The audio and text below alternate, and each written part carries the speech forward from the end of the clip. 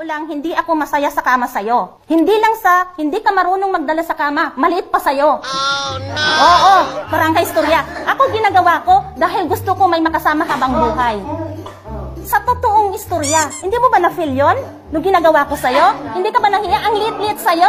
Tapos hindi ka pa marunong magdala sa kama? Tinuruan pa kita kung paano? Tapos ang gusto niya pa sa akin? Maghiyaw-hiyaw? Ano ako maghiyaw? Nandyan yung mga anak niya. Malabo. Hindi totoo yun, malabo. Ay, bakit malabo? Totoo. Dagdag na lang yan.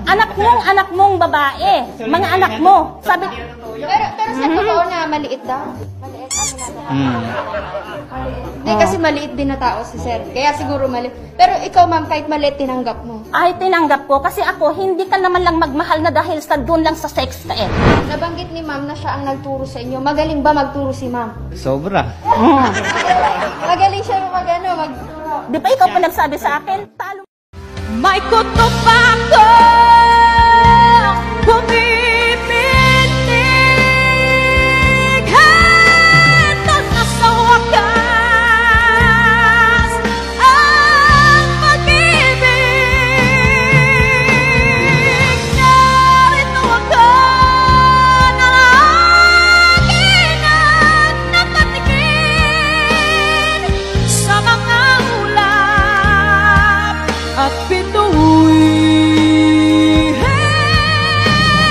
Basta tisipay sa hiwatig. Narito ako